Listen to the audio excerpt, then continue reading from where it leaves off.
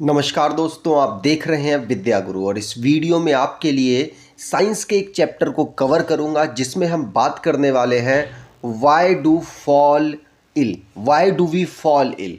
ये chapter normally disease से related है। इसमें हम सारी डिसीज़ के बारे में जानने की कोशिश करेंगे कि जो डिसीज़ है वो किस माइक्रो ऑर्गेनिज्म की वजह से होती हैं, डिसीज़ को किसने डिस्कवर किया, ये जितनी भी चीज़ें हैं ये सारी चीज़ हम यहाँ पर जानने वाले हैं एग्ज़ाम पर्सपेक्टिव से। साथ साथ आपको बता दूं कि ये पूरी वीडियो आपके लिए एमसीक्यू बेस्ड होगी।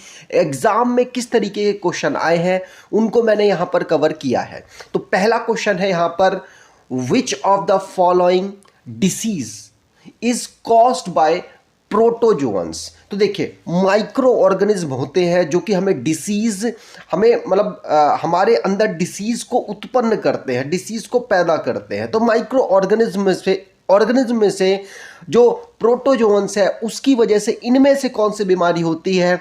लेकिन आपको बता दूं, माइक्रो ऑर्गेनिज्म में से कौन कौन से एग्जाम में पूछे जाते हैं तो वायरस हो गया, बैक्टीरिया हो गया, प्रोटोजोआ, फंगस हो गया, इनके बारे में नॉर्मली आपसे एग्जाम में पूछ लिया जाता है। तो आपको बता दूं, जो प्रोटोजोआ से होने वाली बीमारी है वो इनमें से मलेरिया है। अब आंसर तो आपने जान लिया, यहाँ पर मलेरिया आंसर बिल्कुल बिल्कुल सही है। लेकिन अगर टाइफाइड की बात करेंगे तो टाइफाइड सल्मोनेला टाइफी से होने वाली बीमारी है जो कि बैक्टीरिया है। मतलब टाइफाइड हमें किससे होता है? बैक्टीरिया से। अगर कॉमन कोल्ड की बात करें तो कॉमन कोल्ड हमको वायरस से होता है, ठीक। और अगर एड्स की बात करें तो एड्स शायद सब लोग जानते होंगे, ये हमें वायरस से होने वाली बीमारी है, ठीक। HIV वायरस से होने वाली बीमारी है। अगला क्वेश्चन है, डिसीजेस कॉज्ड बाय फंगाई। तो फंजाई या फंगी से कौन सी, जिसको हिंदी में कवक कहते हैं, कवक से होने वाली इनमें से कौन सी बीमारी है? तो सिंपल सी बात है, सारी बीमारियों के बारे में जानेंगे। अगर स्किन इन्फेक्शन की बात करें तो यही बीमारी ऐसी है जो कि हमें फंगाई या फंजी से होती है, कवक से होती है। लेकिन कॉमन कोल्ड और कफ मैंने आपको पहले बताया है कि ये वायरस से होता है। और एड्स आपको पता चल गया होगा कि ये HIV वायरस से होता है। और मलेरिया आपको पता होगा ये प्रोटोजोआ से होता है। तो यहाँ पर आगे बढ़ेंगे, इसी प्रकार से हम सारे रिवाइज प्लस याद करते हुए चलेंगे सारी डिसीजेस को। तो अगला क्वेश्चन है, headache is an example of dash disease. तो सिर दर्द किस प्रकार का एक हमारा उदाहरण है, किस प्रकार का एक रोग है? नॉर्मली जब हेडेक होता है तो आपको पता होगा, जब आप ज़्यादा स्ट्रेस ले लेते हैं या ज़्यादा काम कर लेते हैं, ज़्यादा लंबे समय तक जग जाते हैं तो आपके हेडेक होने लग जाता है। ये एक नॉर्मल थिंग है, कोई बहुत बड़ी चीज़ नहीं है। लेकिन अगर माइग्रेन वगैरह होता है तो उससे भी आप जानते होंगे कुछ समय के लिए होता है, ऐसा नहीं कि पर हमेशा सर दर्द लगा रहेगा आपको, ऐसा नहीं होता है। तो ये एक हमारी एक्यूट डिसीज़ है। अब ये एक्यूट क्या है? देखिए, दो प्रकार की हमारी डिसीज़ होती हैं। एक्यूट मतलब लाइफ स्पान के अकॉर्डिंग हमने दो कैटेगरी में इसको डिवाइड किया हुआ। लाइफ स्पान मतलब ऐसी बीमारी जो छोटे समय काल के लिए हो, मतलब हमारी बॉडी में उसका ज़्यादा इम्पैक्ट ना पड़े, उसको कहते हैं एक्यूट डिसीज़। थोड़ा बहुत पड़ता है लेकिन ज़्यादा नहीं पड़ता, उससे हम मर नहीं सकते। दूसरा होता है क्रॉनिक डिसीज़। ये फोर्थ ऑप्शन में जो लिखा हुआ है, क्रॉनिक डिसीज़ वो डिसीज़ होती है जो कि लंबे समय तक होती है, जिससे हमारी जान भी जा सकती है और साथ साथ हमारी बॉडी में बहुत तगड़ा इफेक्ट होता है, बहुत तगड़ा मतलब डिफेक्ट होता है, ये कह सकते हैं। जिस प्रकार से कैंसर हो गया, कैंसर बहुत बड़ी बीमारी मानी जाती है, TB हो गई, एड्स हो गया, ये सब की सब बीमारी कौन सी है? क्रॉनिक डिसीज़ है, क्योंकि ये इनका लाइफ स्पान काफ़ी लंबा होता है हमारी बॉडी में। अगर एक्यूट की बात करें तो इनका लाइफ स्पान छोटा होता है, जैसे कि कॉमन कोल्ड हो गया, जैसे हेडेक हो गया, जैसे किसी हाथ या पैर में दर्द हो गया। तो ये इसको अगर आप बीमारी मानते हैं तो ये एक प्रकार की एक्यूट डिसीज़ है। उम्मीद करता हूँ आपको समझ आया होगा। आगे चल के धीरे धीरे और हम इनके बारे में जानते हुए चलेंगे। अगला क्वेश्चन है, diseases where microbes are the immediate cause are called dash disease. ऐसी डिसीज जो कि इमीडिएट इफेक्ट करती हैं, तुरंत इफेक्ट कर जाती हैं, अगर उनके माइक्रो ऑर्गेनिज्म हमारे अंदर चले गए तो उनको क्या कहेंगे।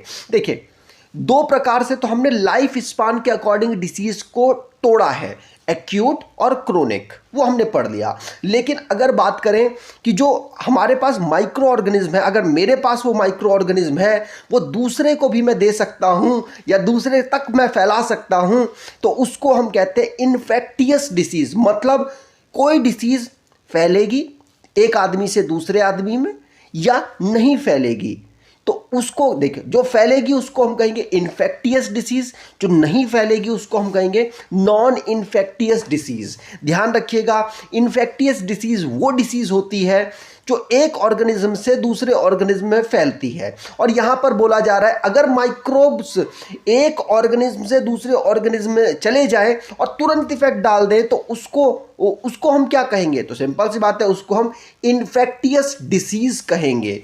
नॉन इन्फेक्टियस का मतलब अगर वो डिसीज मुझे हो रखी है तो किसी और को नहीं हो सकती मेरे द्वारा, उसे कहेंगे नॉन इन्फेक्टियस डिसीज। जैसे कि कैंसर, अगर कैंसर मान लीजिए किसी पर्सन को हो रखा है और वो उसके साथ बैठा हुआ है, तो कभी नहीं ऐसा होगा कि उसको कैंसर, दूसरे पर्सन को कैंसर हो जाए। लेकिन अगर टीवी की बात करें तो टीवी एक पर्सन को अगर हो रखा है तो दूसरे पर्सन को भी हो सकता है अगर वो उसके साथ रहता है तो ध्यान रखिएगा, इन्फेक्टियस डिसीज वो डिसीज जो एक पर्सन से दूसरे पर्सन को होती है, नॉन इन्फेक्टियस डिसीज वो डिसीज जो कि एक पर्सन से दूसरे पर्सन को नहीं होती। ठीक, चलिए आगे बात करें तो आंसर यहां पर डी ऑप्शन था। अगला question, identify the disease which is caused by bacteria. तो इनमें से डिसीज को हमें पहचानना है कि कौन से डिसीज बैक्टीरिया के कारण होती है। तो बैक्टीरिया के कारण इनमें से सिंपल सी बात है, फ्लू आपने स्वाइन फ्लू सुना होगा, तो उस प्रकार से इन्फ्लुएंजा को भी याद कर सकते हैं। स्वाइन फ्लू भी आपको पता है वायरस से होने वाली बीमारी है, तो जो फ्लू है वो भी वायरस से, इन्फ्लुएंजा इस तरीके से मैंने याद किया हुआ है, आप भी याद कर पाएंगे। कॉमन कोल्ड मैंने आपको स्टार्टिंग में ही बता दिया था, ये वायरस से होने वाली बीमारी है। और यहां पर एड्स मैंने आपको स्टार्टिंग में ही बताया था कि ये HIV वायरस से होने वाली बीमारी है। तो मतलब ये तीन ऑप्शन तो हट गए। एंथ्रेक्स क्या है, जो हमें बैक्टीरिया से होता है, तो ध्यान रखिएगा यहां पर सी ऑप्शन बिल्कुल सही होगा। अगला question, which among the following diseases is not infectious. तो इनमें से कौन सी डिसीज ऐसी है जो संक्रामक नहीं है। संक्रामक नहीं है का मतलब एक ऑर्गेनिज्म से दूसरे ऑर्गेनिज्म में या एक ह्यूमन से दूसरे ह्यूमन में ये डिसीज नहीं फैलेगी। तो कौन सी इनमें से है, देखिए कैंसर की बात करें, मैं आपको बता चुका था रिसेंटली में कि कैंसर है जो एक आदमी से दूसरे आदमी में नहीं फैलता, तो यहां पर ए ऑप्शन ही बिल्कुल सही होगा। बाकियों की बात कर लें तो आपको बता दूं, काउपॉक्स काफी ज्यादा फैल रहा था, उसके लिए इन्होंने इस प्रोसेस का इस्तेमाल किया था, तो यहां पर ए ऑप्शन सही है। लुईस पास्चर यहां पे गलत लगा हुआ है, ध्यान रखेंगे। अगला क्वेश्चन है, the protozoa that causes kala azar is. तो कालाजार फैलाने वाला प्रोटोजोआ का नाम क्या है। तो माइक्रो ऑर्गेनिज्म जो प्रोटोजोआ है कालाजार बीमारी फैलाने वाला, उसका नाम पूछा जा रहा है। तो मैंने रिसेंटली में आपको बताया लेशमेनिया ये प्रोटोजोआ है जो कि कालाजार फैलाता है। तो यहां पर ए ऑप्शन बिल्कुल सही होगा। अगला question, identify the odd one from the following. तो इनमें से ऑड कौन से हैं ये आपको बताना है। मतलब यहां पर सिंपल सी बात है, एक माइक्रो ऑर्गेनिज्म से बाकी तीन हो रहे होंगे, बाकी तीन इफेक्ट में आते होंगे और एक नहीं आता होगा। तो यहां पर सभी के बारे में पता होना चाहिए। अगर डिप्थीरिया की बात करें तो डिप्थीरिया किससे होता है। तो ध्यान रखिएगा, डिप्थीरिया वायरस से होने वाली बीमारी है। किससे, वायरस से। अगर टिटनेस की बात करें तो टिटनेस किससे होता है। टिटनेस अगर आपको याद हो तो ये वायरस से होता है। और वूफिंग कफ किससे होता है, तो ये भी वायरस से होता है। तो यहां पर कैंसर बिल्कुल अलग हो गया और यहां पर बी ऑप्शन बिल्कुल सही होगा। ठीक, चलिए आगे बात करें। कैंसर बैक्टीरिया से होता है, ध्यान रखिएगा। अगला क्वेश्चन है, इनमें से जो ये डिसीजेज हैं listed below are a few diseases. ये डिसीजेज आपको दे रखी हैं, इनमें बताया जा रहा है कि कौन से एक्यूट डिसीज है ये बताइए। एक्यूट डिसीज का मतलब जो कम समय के लिए हो और बॉडी में ज़्यादा इफेक्ट ना डाले, उनको हम एक्यूट डिसीज कहते हैं। अब यहाँ पर ट्यूबरक्लोसिस पहला है। ट्यूबरक्लोसिस की बात करें तो ये टीबी है। खुद सोचिए टीबी कितने समय तक होती है। अगर आप खुद सोचें तो आपको याद होगा, एड्स के माध्यम से आपने देखा होगा कि इसका इलाज लगभग 6 महीने करना पड़ता है। मतलब 6 महीने तक इसके बैक्टीरिया का इफेक्ट बॉडी में रहता है। पहले आपको बता दूं ये बैक्टीरिया से होता है ट्यूबरक्लोसिस। तो ट्यूबरक्लोसिस 6 महीने बहुत है। 6 महीने बाद आदमी सिकुड़ जाता है, बिल्कुल बहुत पतला हो सकता है। मतलब मैं मजाक नहीं कर रहा हूं, लेकिन मैंने कई लोगों को देखा है ट्यूबरक्लोसिस से बॉडी में इफेक्ट आता है। मैं भी कभी कभी हो सकता है कि अगर सही इलाज ना मिले तो टीबी के कारण लोगों की मृत्यु हो जाती है। तो ये बहुत घातक बीमारियों में से एक है और ये क्रॉनिक डिसीज है, ध्यान रखिएगा। क्रॉनिक मतलब लंबे समय काल के लिए जो होती है। कैंसर की बात करें तो कैंसर आपको पता होगा, इससे तो बहुत सारे लोगों की जानें अभी भी जाती हैं और कैंसर एक क्रॉनिक डिसीज है। तो यहाँ पर ये तो हो ही नहीं सकता। अगर कॉमन कोल्ड की बात करें तो देखिए, कॉमन कोल्ड आज हुआ कल ख़त्म, परसों हुआ नरसों ख़त्म, इस प्रकार से होने वाली बीमारी मतलब एक हफ्ते में मैक्सिमम ख़त्म हो जाती है। अगर एक हफ्ते से ज़्यादा आपको खांसी जुकाम रहता है तो आप ज़रूर इसका टेस्ट कराएं, क्योंकि कुछ और भी हो सकता है। ठीक, तो कॉमन कोल्ड यहाँ पर क्या है, एक्यूट छोटे समय काल की होने वाली बीमारी है। इससे बॉडी पर ज़्यादा इफेक्ट नहीं आता।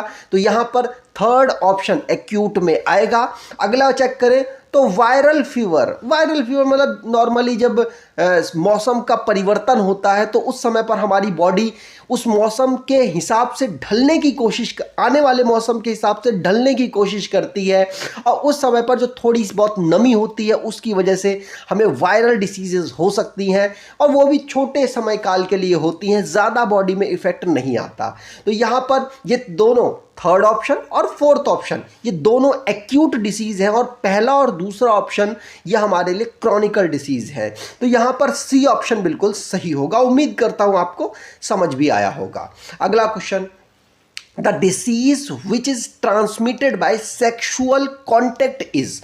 तो यौन संपर्क से फैलने वाले रोग कौन से हैं। तो सेक्सुअल कॉन्टेक्ट से कौन से डिसीज फैलती हैं ये पूछा जा रहा है। सिंपल सी बात है, यहाँ पर अगर बात करें तो मलेरिया सेक्सुअल कांटेक्ट से नहीं फैलता। ये मच्छरों के काटने से आपने सुना होगा कि फैलता है, तो ध्यान रखिएगा।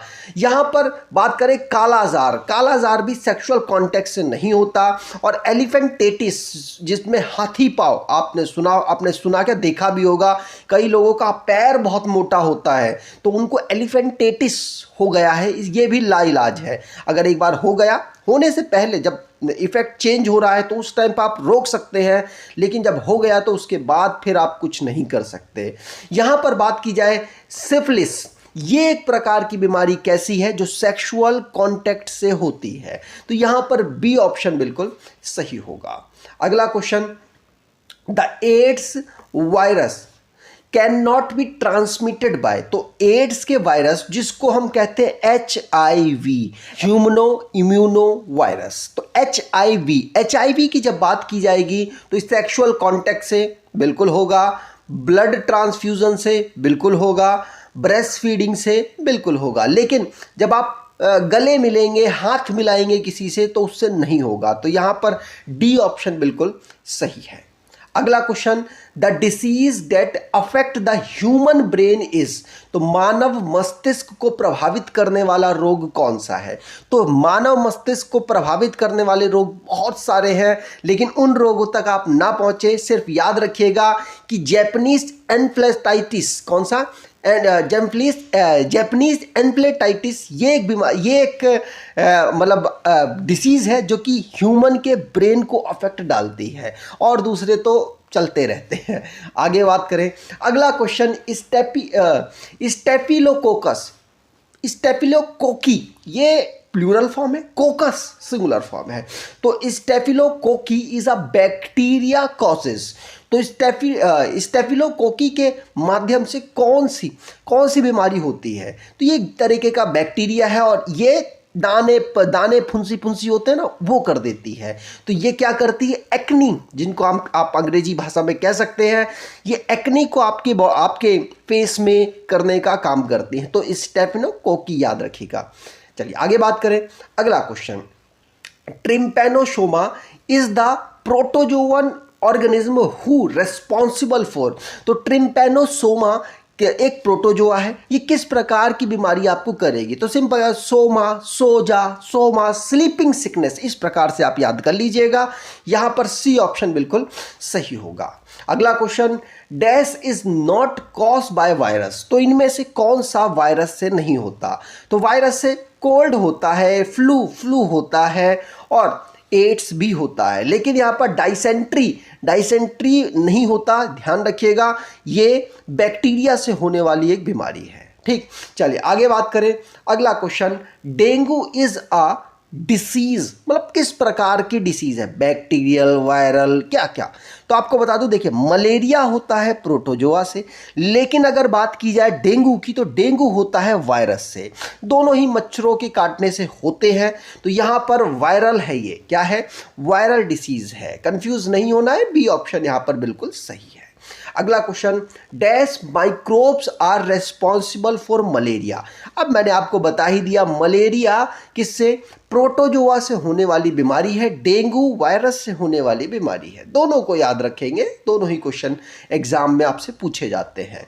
अगला question, dash are transmitted by sexual contact from the partners to other. मतलब एक पार्टनर से दूसरे पार्टनर में जो डिसीज हो जाती है सेक्सुअल कांटेक्ट की वजह से, वो इनमें से कौन सी है?